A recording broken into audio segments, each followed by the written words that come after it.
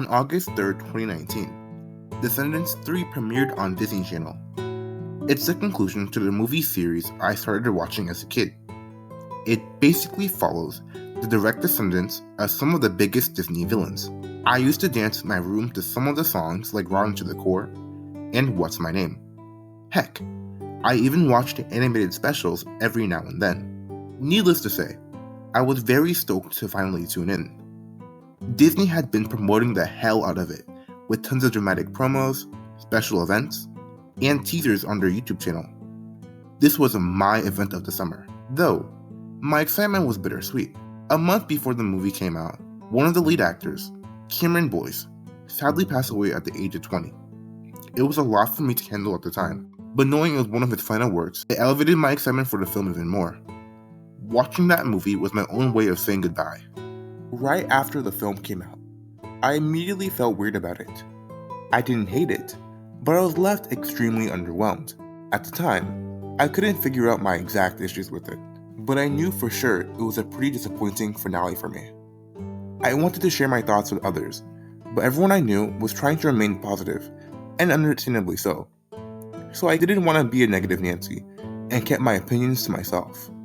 It's now 2023, and now scrolling around on Disney Plus, and for some reason, something in my head was telling me to rewatch this movie. So I did, and whoa, this movie's issues were clearer now than ever before.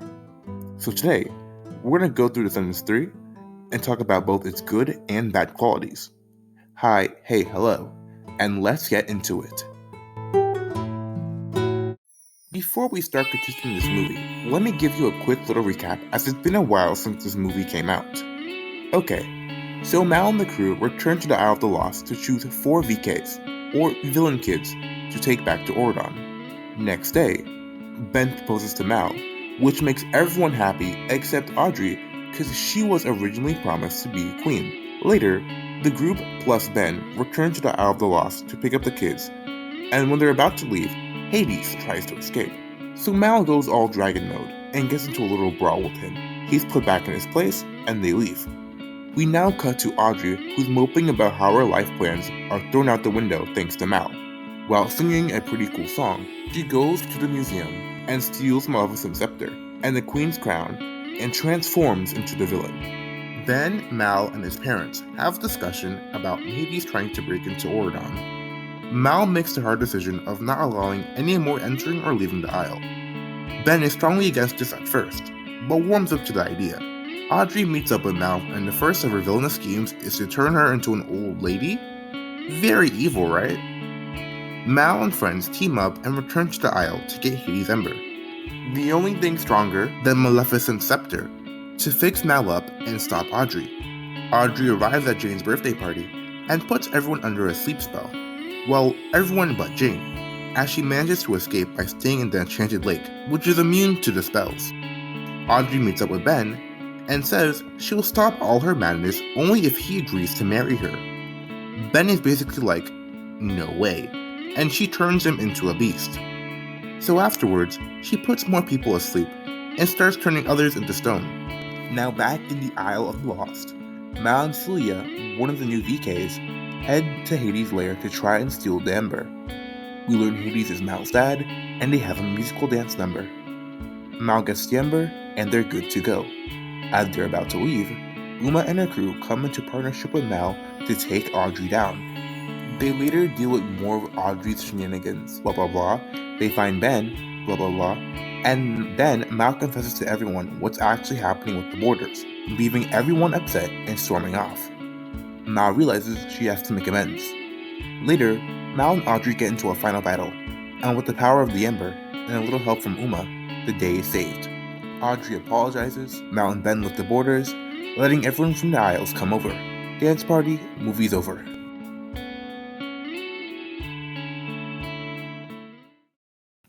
Since D3 is a musical, music should be taken into consideration of rating these movies. They take a huge chunk of time and can either make or break the experience. Descendants 3 soundtrack is my least favorite out of the 3. The songs here are pretty hit or miss. The lead single, Good to Be Bad, wasn't horrible, but was completely underwhelming compared to Ways to Be Wicked or Rotten to the Core. The initial track is supposed to hype you up and get you excited for what's to come, and while it's full of energy, I don't think it's executed all that well. Queen of Mean, however, is a solid villain song and I think suits Audrey well. There's a reason why it's one of the most popular songs from the movie. Do What You Gotta Do is a snooze fest. I could have lived without that. But Night Falls is easily my favorite track from the movie. It's super fun all around. And I did that dancing segment at home, and I know you did too. One Kiss is okay. Not bad, but not great either.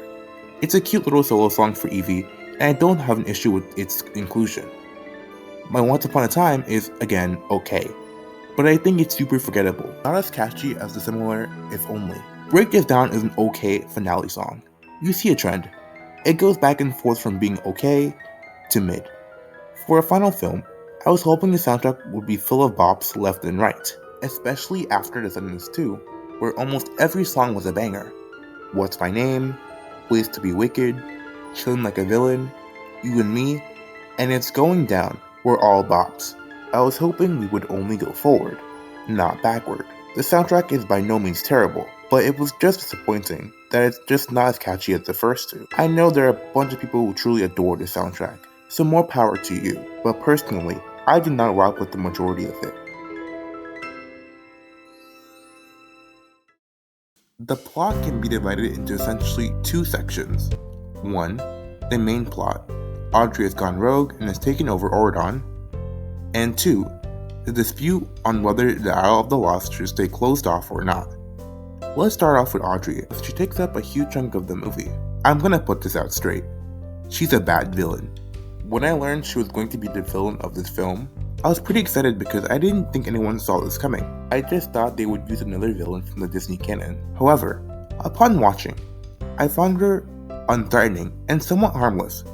The worst she was doing was putting people under sleep spells and turning people into stones temporarily. On top of that, she was playing a game of chicken with the group for a majority of the time. And that final battle between her and Mal, just sad. It was so poorly built up that I barely felt any satisfaction.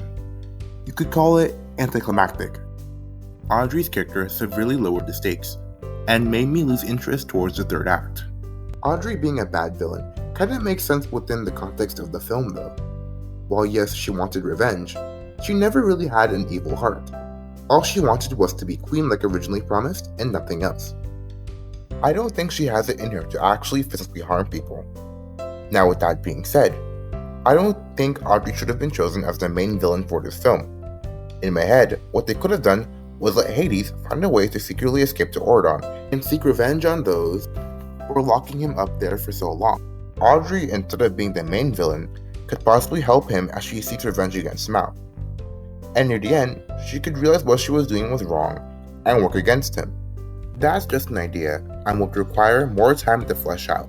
But you get what I'm trying to say. Hades is just more threatening and could make a more interesting story.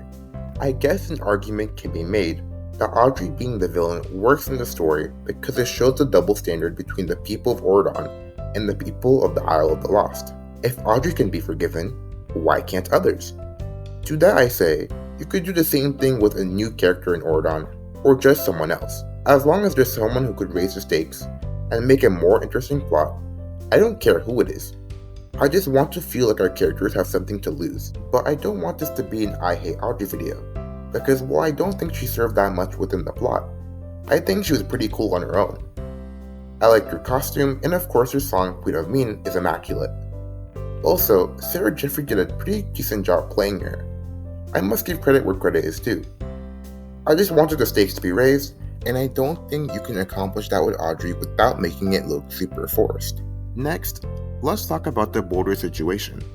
When I first watched this in 2019, the whole commentary on immigration kinda flew over my head. Younger me was mostly focused on the Audrey drama and the fun musical dance numbers. But now that I'm in 2023, I have a better understanding of what the movie is trying to convey. First, I must give it to the crew for wanting to tackle this in a Disney Channel movie. I think it's daring that they decided to go on this route. I really liked how it showed how Mal assimilated into Ordon so well that she was willing to close down the borders altogether instead of looking for new solutions. It can be seen as a parallel to people who enter new societies and forget where they come from and the struggles they had to endure to even get there in the first place. I really liked how they pointed out the kingdom's hypocrisy with the treatment of Audrey versus everyone else in the aisle. It's an interesting discussion brought onto the table. However, one issue I have is the ending. The borders are removed, and everyone is free to visit the aisle. While this is nice in theory, I think we still need to be a little realistic here. Letting all the villains out of the aisle that easily is not a smart idea and overall unrealistic. That's the home of some of the worst Disney villains that could do some serious damage with their magic being back in place. I think there should still be a way for the people of the aisle to be able to enter Ordon. And with the magic available, they could have made a more secure way of letting people come in. Breaking down the barriers altogether seems too much of a risky move. I know it's a Disney movie, and we all want a fantastical happy ending.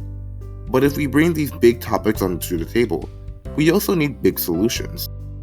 Lastly, I think we didn't get enough character moments from our core four.